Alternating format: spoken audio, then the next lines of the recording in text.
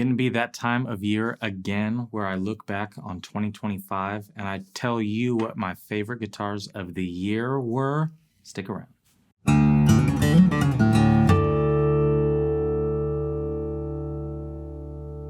How's it going, y'all? This is Cooper Greenberg here at Alamo Music Center in San Antonio, Texas. You may find us online, at alamomusic.com. And you can go on there and see a bunch of cool stuff, or you can watch us on YouTube. And if you do so, please subscribe. We appreciate it. Now, 2025 winding down. What a year. Am I right? I mean, it was really quiet. Nothing big happened. So, we're talking about guitars today, and specifically the favorite ones that I played this year on this channel and the stuff that we kind of got to mess around with. And some of these you have seen multiple videos on. Some you've just seen one. Some they've just been mentioned. I don't think there's any mentions, but it was a wild year for guitars because there was, from most of the brands that we carry, very big marketed releases from the brands. Everybody had something big this year that they were dropping, and we got to see the fallout of that, which is availability. And some of the things on this list were things that were wildly popular. We made videos on them. Other people made videos on them, and then they were like impossible to get. And so you get points off if that is you. But you may be on the list anyway, because it's really frustrating. We get a guitar in here, we love it, we talk about it, and then we get calls for weeks and weeks of people being like, hey, when's the next one coming in? And sometimes it takes months. So I will get into all that. I will say, typically we kind of like to do this. I like to do them ranked. Chris likes to do them, wherever they may lie. This is just a group. I would say this is top 5, but there's more than 5, but I'm going to rank them. So let's say top 6, and the rest will be honorable mentions. Number 6 is going to be probably the hottest ticket of the year, the Furch Pioneer. Available in multiple wood combos. The spruce rosewood has been by far the most popular for us. Still waiting on orders. We get 5 or 6 at a time. They're already pre-sold. They go out the door, and we've already got 5 or 6 more on order, and then it goes from there. Furch hit a total home run with this guitar. It's a little short scale Fang, all solid wood, got a little sound port, easy to adjust the neck, very easy to play.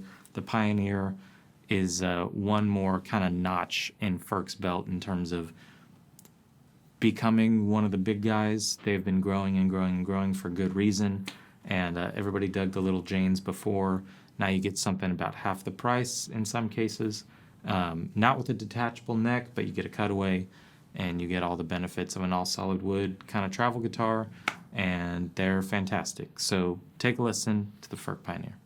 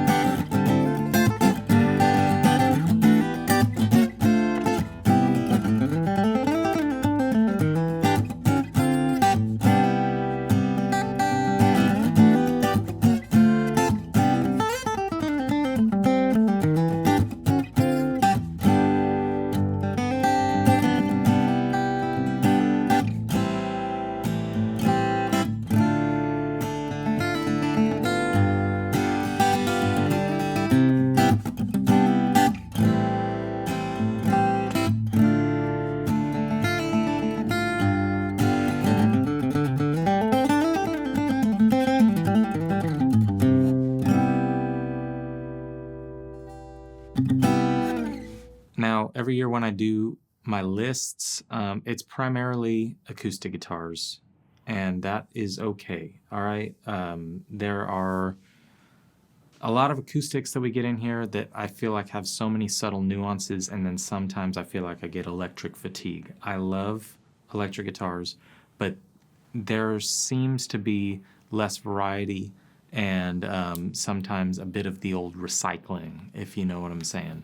But I do have some electrics in here this year, and it should come as no surprise to somebody who knows that I like to play Telecaster that Fender's new Ultra Luxe Vintage 60s Telecaster is on my list. This will be number 5, and I'm a sucker for a Tele. I love a Tele with binding.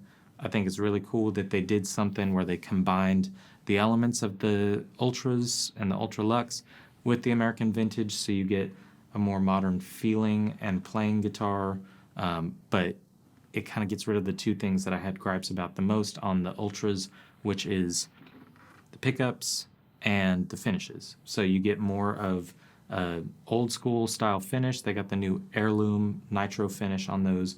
Got a little bit of checking, kind of journeyman-esque, and you've got vintage pickups in it, which I think takes my favorite things about both of those, puts them into one. The dock that this one gets, because I gotta say something bad about each one, it's really expensive, and so the bar of entry into something that I think satisfies a lot of people is pretty high. But that's the state of the world that we live in. I really like all the new Ultra Luxe vintage guitars, but that custom 60s Telecaster with the binding, I like the Sunburst. I just think it fits the style of what I do. I would love to have one of those. It's super cool, and that's going to be number 5, so take a listen.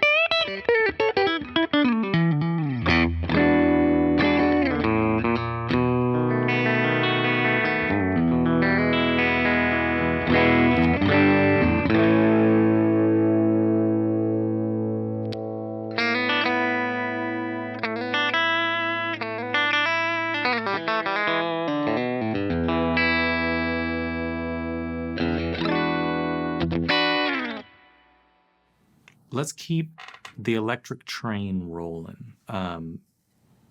Like I said, you see a lot of acoustics on this channel. When we talk about electrics, it's usually because we really dig them.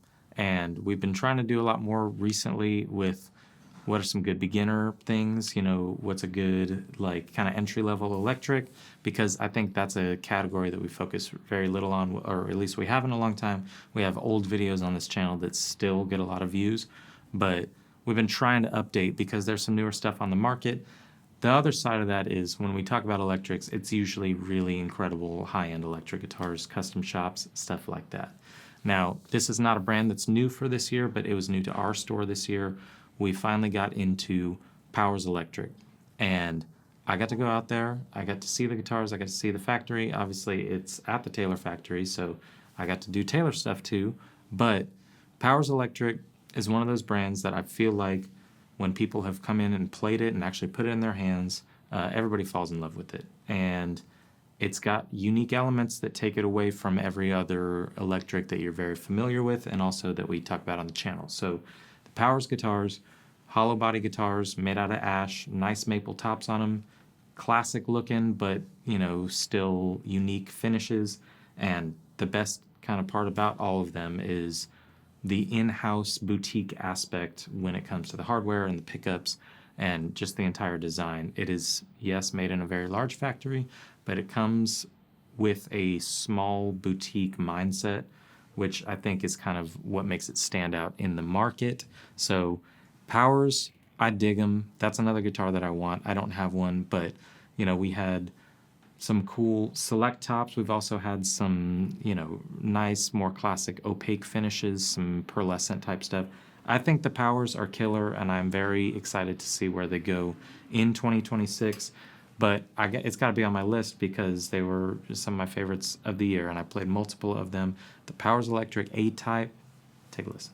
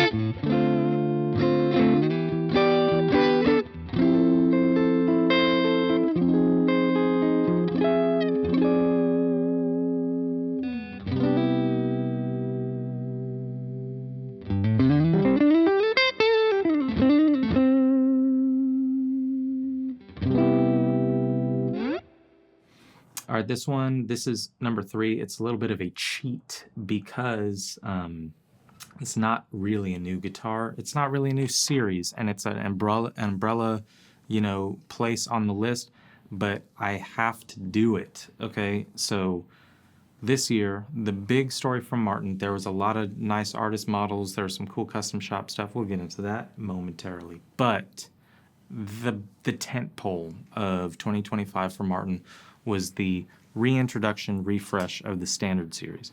And it's no secret that I'm already a very big Martin fan. They're just great. I love Martin guitars. There's something that I really like about the new refresh, and there are small spec differences. There's the bracing. There's the angled nut. I mean, if it ain't got an angled nut, I'm gonna kick your butt. But yeah, little changes on those guitars. I dig them. They're great. The more intangible thing that I really, really appreciate about what Martin did this year is, who knows if it's a total placebo effect or if it's just my imagination or something. I don't know if it's the little changes that they've made. It just feels like the Martins that I've gotten this year have been very lively and very well set up from the factory, very well made.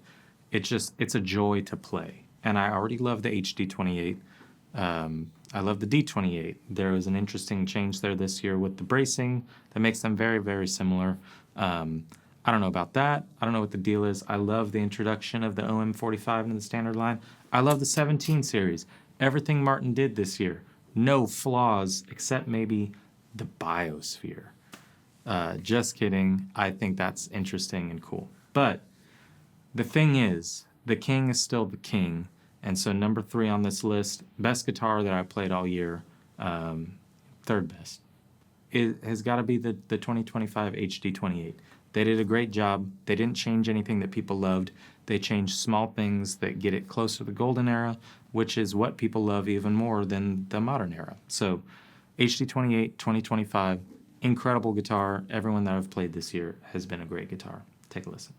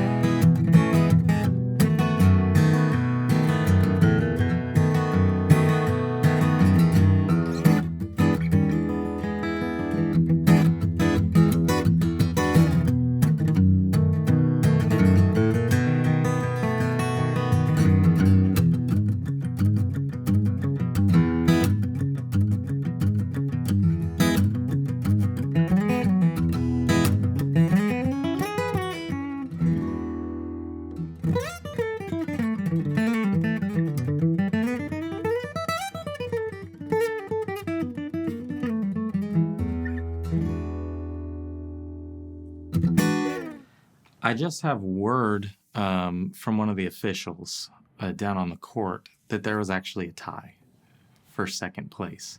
And this has never been done before. I don't know how this happened, but Taylor had a year as well. And Taylor Guitars didn't formally do this, but they had 2 opposing forces fighting for my attention all year, and they both deserve the number 2 spot. They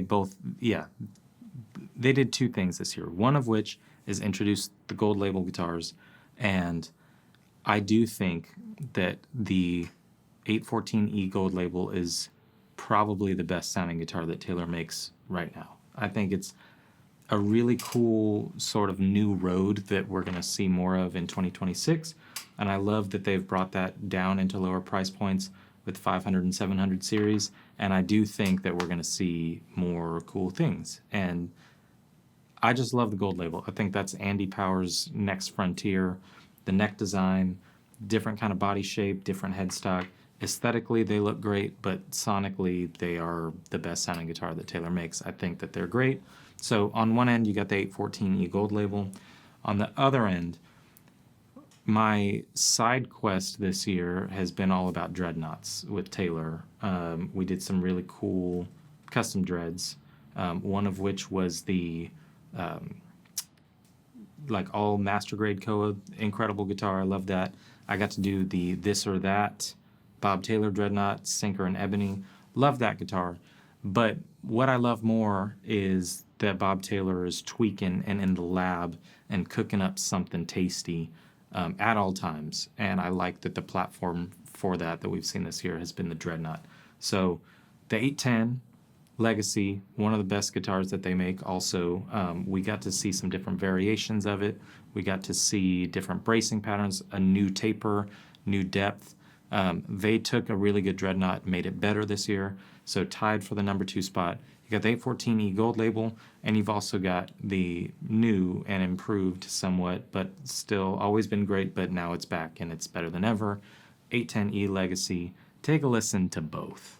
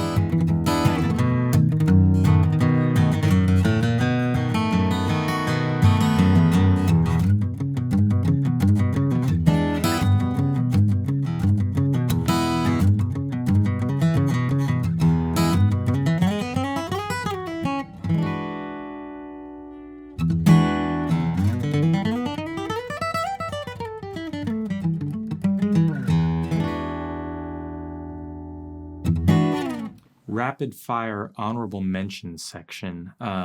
The one that makes me the most angry, partially our fault, partially somebody else's fault. I'll take partial fault. The Tag 3 from Yamaha was a massive boom in inbound phone calls at Alamo Music Center, and I'm sure other stores.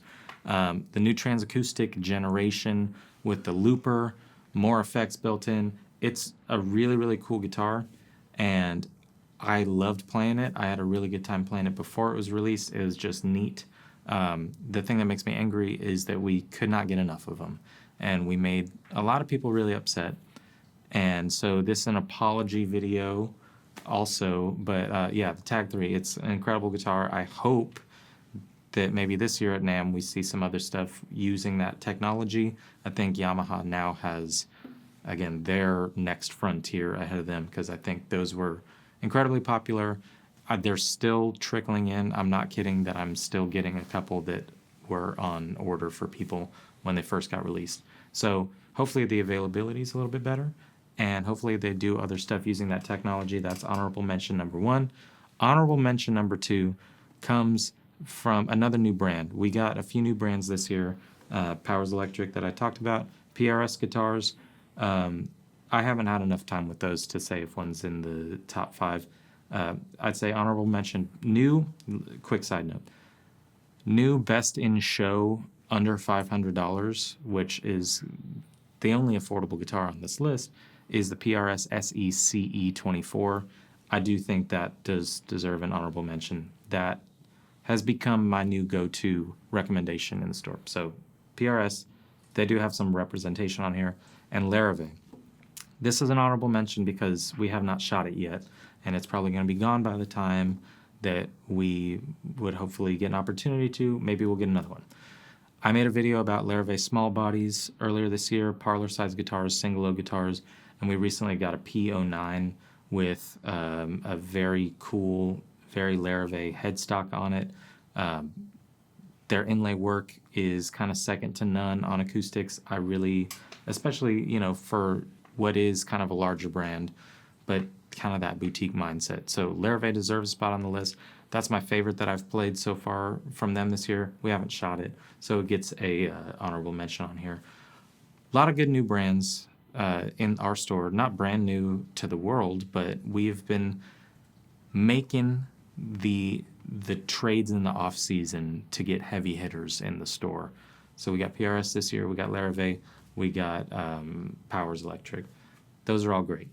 And everybody did something cool this year, but the number one, I think multiple years running for my number one, has to be Martin. And it was a radical year for Martin Custom Shop and Alamo Music Center. I got to do a lot of fun stuff. We made some M bodies, we made some 12 frets, we made some rear shifted braced dreadnoughts with really cool wood combos. But the kind of top tier for me are the things that we received and talked about most recently on this channel, one of which I am holding. I'll get to this one last, because this one's taking the cake. We got the fried rice, wild rice, if you want to call it that, dreadnought, Tony Rice style with a big sound hole, VTS top, Dalmatian pickguard, just an awesome dread. We've sold the ones that have come in. We're waiting on 3 more. If you've been on that list, I promise you, and you're watching this, I will send you the photos when they come in. Then we had the Sinker. We've sold one. We just got another one. Sinker redwood top, Sinker mahogany, deep body, triple O, awesome guitar. Rounding out my year of things that I'm proud of and really excited about is this size 2, which the first one did sell, and we just got another one, so this has been my prop for the whole video.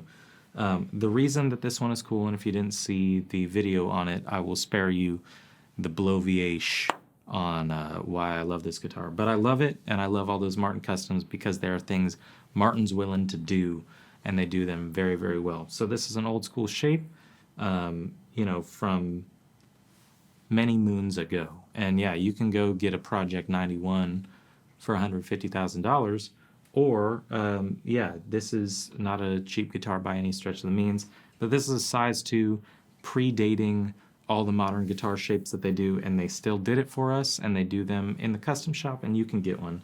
But this guitar has kind of our new fancy pants wood combo that we've liked to do on other 12 frets and dreads, Italian Alpine spruce, Zero Cote back and sides with like the coolest little birthmark I've ever seen on a Zero Cote set, and that to me makes me like it even more than the first one we got because it's really cool and it's something unique.